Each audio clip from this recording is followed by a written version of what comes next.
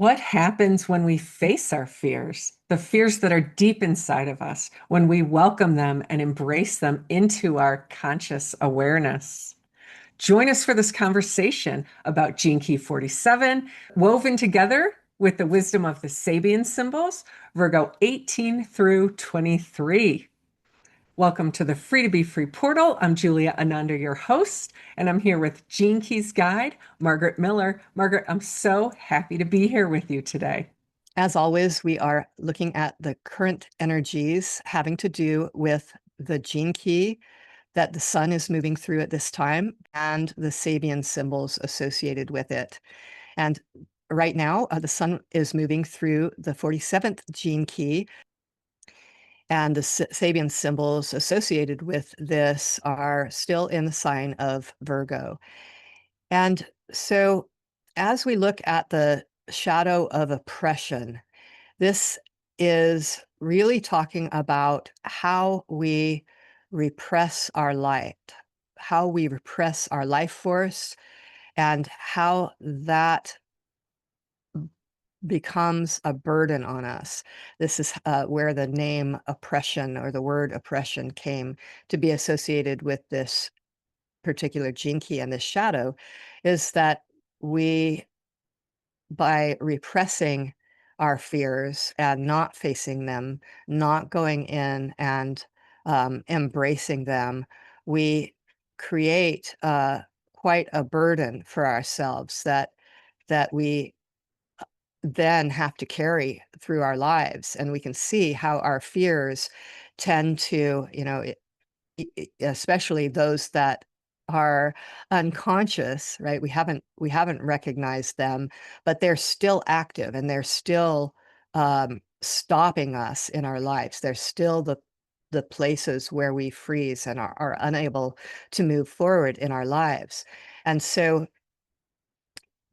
one of the things that through my own contemplation of this gene key, that one of the things that was really reassuring to me and really helped me to sort of grasp it in a new way is recognizing that these fears and these shadows or this karma that we come into this life with is collective. It's the collective fears and the collective uh,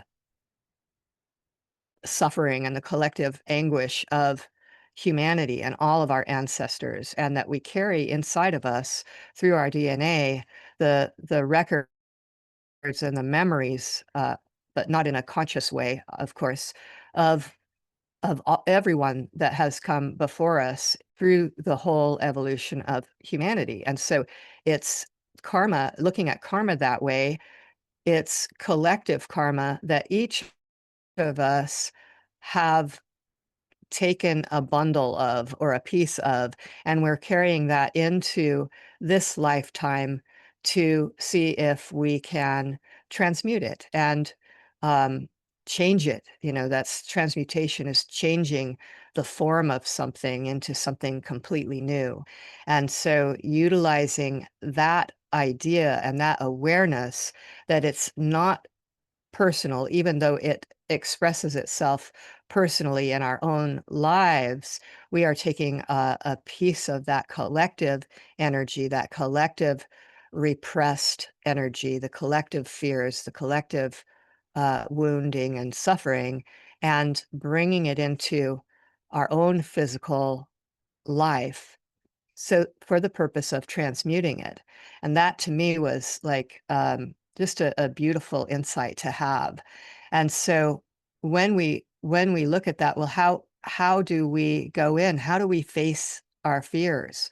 And the truth of that is because they're so deeply unconscious, we can't really access them directly. Sometimes they will show themselves and come up in some sort of dramatic kind of way, and then we have to face them. But if we are consciously trying to go in, there's only a few ways that we can do that. And one of the main ways that we do that is through the language of archetypes, right? Through things like the Gene Keys and the Sabian symbols and astrology. These are all archetypal languages that all of us can, at some level, tap into and be able to bring those fears or those wounds or that piece of the collective karma into consciousness. So when we do the work of going inside and really allowing ourselves to feel where those fears are in us and where and how they are showing up in probably more subtle ways in our lives, like for instance through the hologenetic profile of the gene keys, where we can look at the particular shadows that are associated with us with us as individuals, and look at each of those shadows and begin to allow that energy to percolate. Then we can bring it through that archetypal language into more conscious awareness. And once it rises up into the consciousness, then we can begin that process just by naming it, just by recognizing, oh, I have this incredible fear of death, or I have this deep fear of abandonment or rejection, or whatever that, that really collective fear is that is showing up individually for me. Once we can recognize it, then just by bringing it from the depths, from the darkness, and into the light, and shedding the light of awareness onto it, it begins to mutate. It begins to transform. And as it does that, then it sort of builds up this energy that allows it, hopefully at some point, to become a transmutation, which is the changing of one thing into something entirely different. And so this gene key, also the 47th gene key, is part of the ring of alchemy. And, the alchemy is thought of uh, and was thought of as sort of the ability to change a base metal into gold. But the true alchemists knew that it was about evolution and the transmutation of the changing of our consciousness into higher forms. And and so when we are really willing, and this is something that happens, like when we're at the gift level of this gene key, when we're at the level of transmutation, then we are welcoming the, the challenges, and we're welcoming the difficulties in that we recognize that, we all have challenges as opportunities for us to change that completely, to transmute that energy.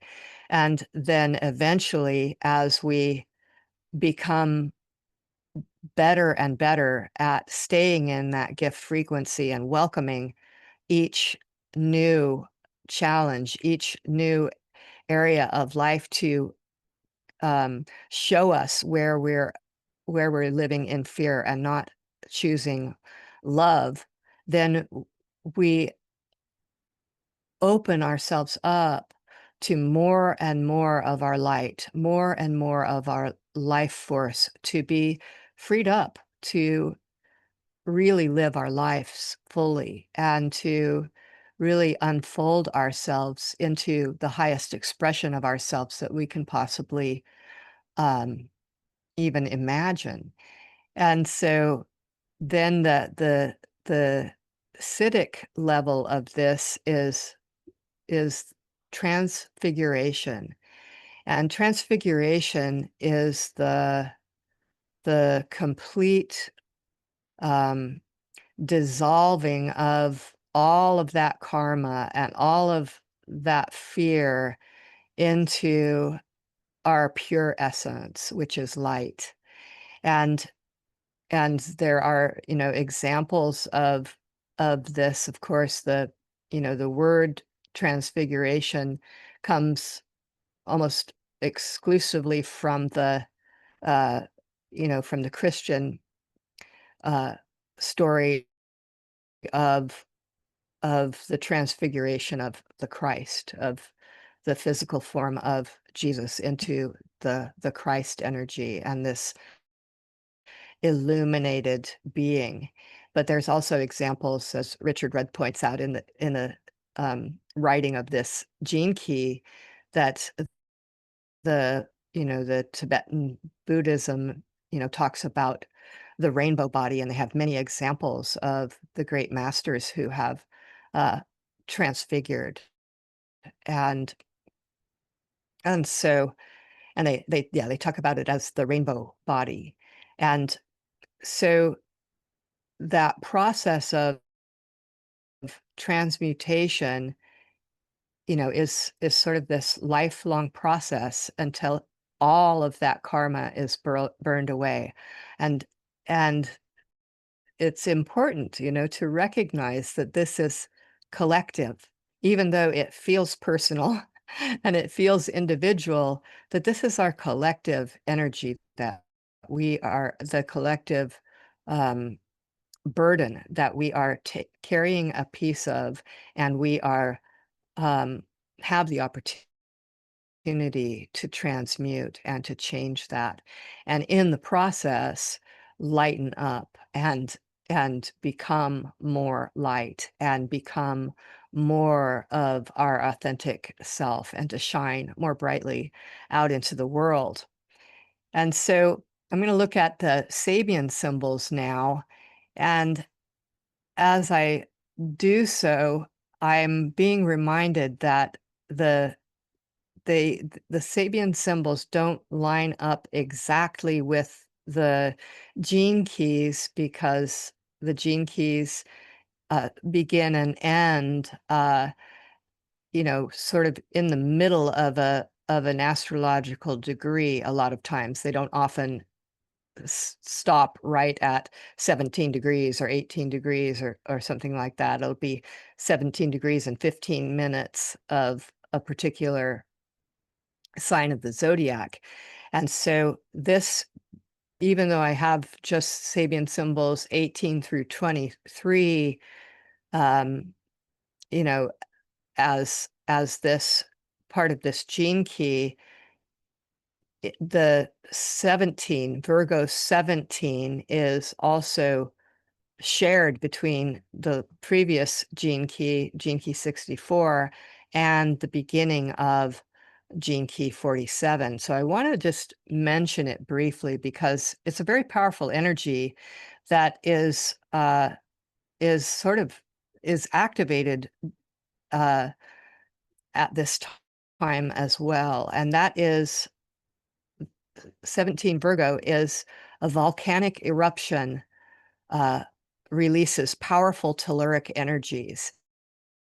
And so this is sort of a beautiful symbol of like the energy of our deep repressed emotions becoming so oppressive, becoming so strong that they have to be released in some sort of way out into the world, and out of ourselves and out into the world. And a volcanic eruption, of course, brings that deep, that molten lava out, the deep energies, the deep matter of the earth out, and then as it cools, it forms new land, right? It forms something new, some new element. And so I wanted to include that in this contemplation, because it just feels like such a powerful energy. Then Virgo 18, a Ouija board. Dane Rudier talks about this in his contemplation of this particular Sabian symbol, the Ouija board, talks about that when we utilize tools like this, a Ouija board or tarot cards, we have the ability to access transitional states of consciousness that can then lead us into the deeper awareness. And so it's a beautiful symbol of the ability to contact the deeper recesses of the unconscious psyche through and bring up a sensitiveness to psychic intimations and omens and so forth. And so beautiful symbol for this. Virgo 19, a swimming race.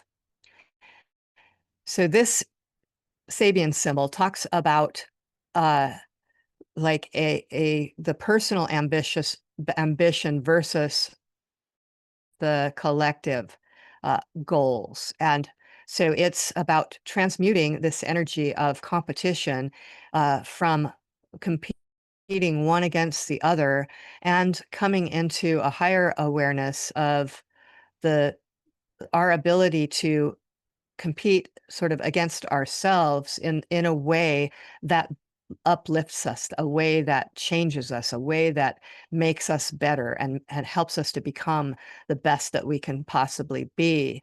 And it talks about that sort of the competitive spirit that's so valued in our civilization is sort of a failure to understand the deeper reality of existence. And what we really need to do is emulate the highest states or the best swimmers and not necessarily compete against each other. Then Virgo 20, a caravan of cars. And this also speaks of cooperation. It's a cooperative effort in reaching the new world of experience.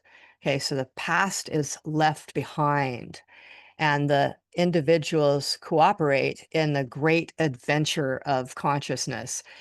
And so it's a sort of a grand coming together of purpose and effort to move into a new world, to move into a new effort, a new energy.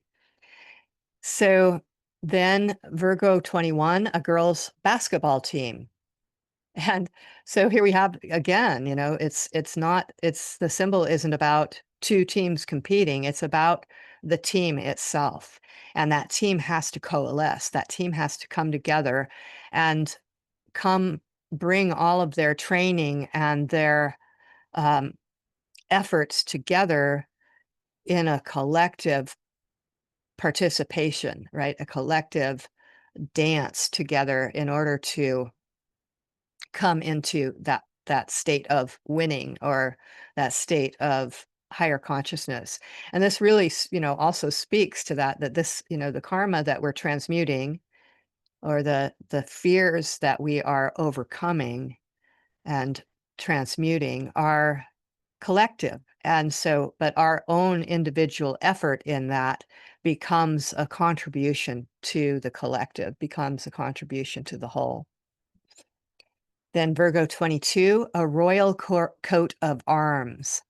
And this is sort of, the symbol is a certification of aristocratic status at whatever level nobility expresses itself currently in the current culture. And so this is the coat of arms, that symbol, this archetype carries with it a huge amount of responsibility, and it's a particular kind of responsibility, and so it's sort of in relation to this gene key points to, even though the karma is collective or the fears are our collective fears, those of us who have reached a level of working with these energies and brought them into higher states have the responsibility to continue to transmute those energies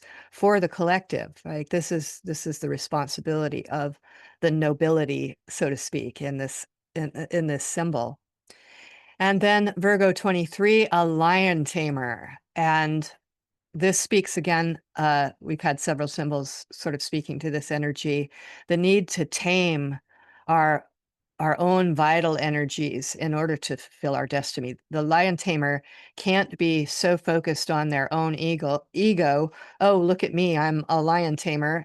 And if they're so caught up in that, they might suffer an unfortunate fate at the hands or the paws of a lion.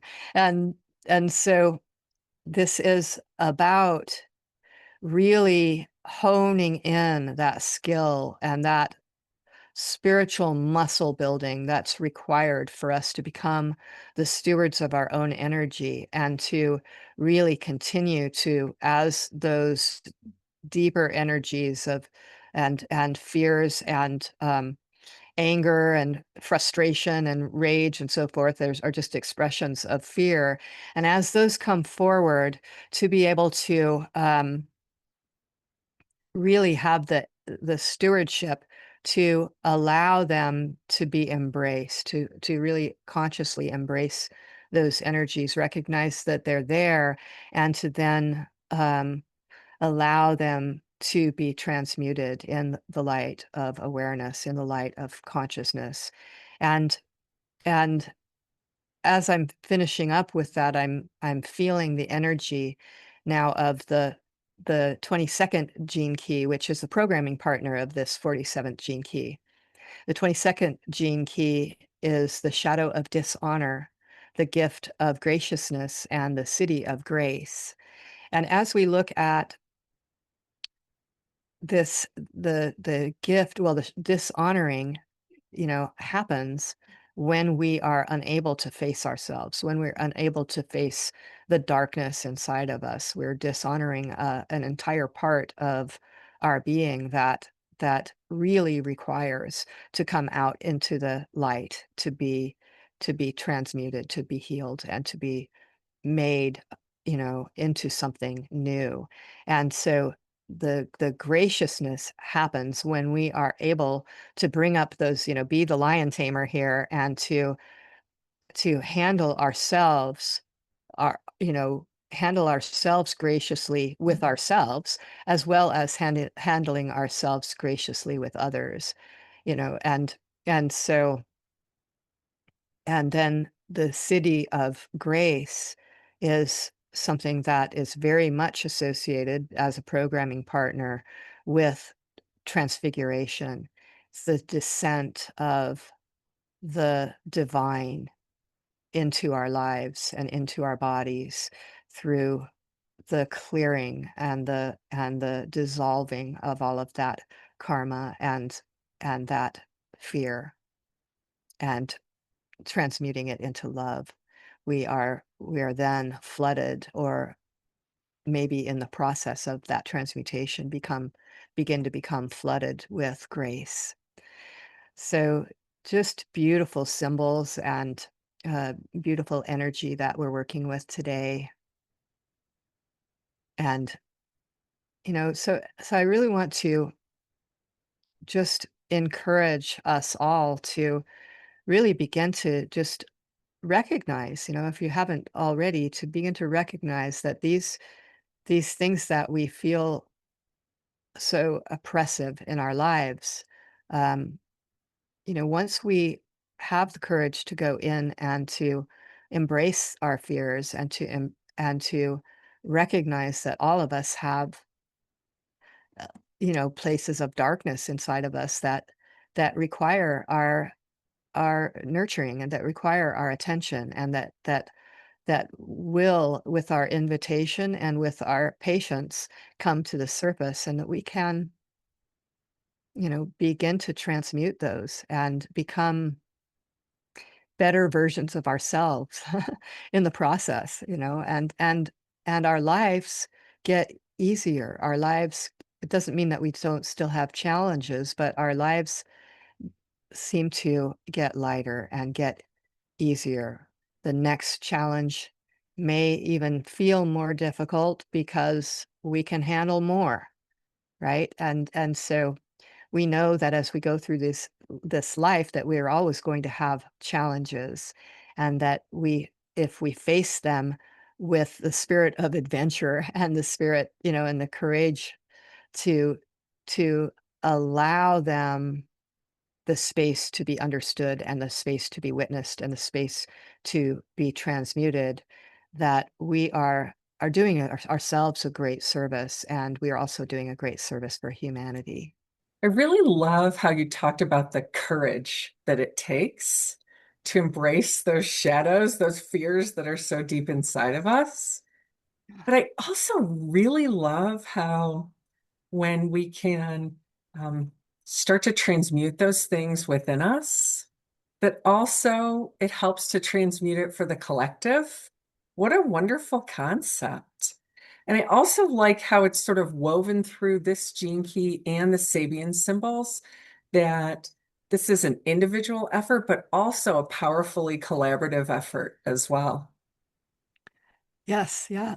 We are carrying those pieces of karma for everyone. And so the more energy we put towards uh, um, really clearing that and really transmuting it, yeah, that's totally a service to the whole. And go team. Exactly. It feels like that. That's what I'm like. Yes, we can do this. Yeah. And it's good to have people to do it with. Yeah. Yeah, Thank you so much, Margaret, for bringing your insights through for this powerful wisdom. you're so welcome. Yeah. Yeah. And to our audience, we're so happy that you're here with us. If you'd like more content, please subscribe and let us know how this wisdom inspires you to go deep with courage. Thank you. Thank you.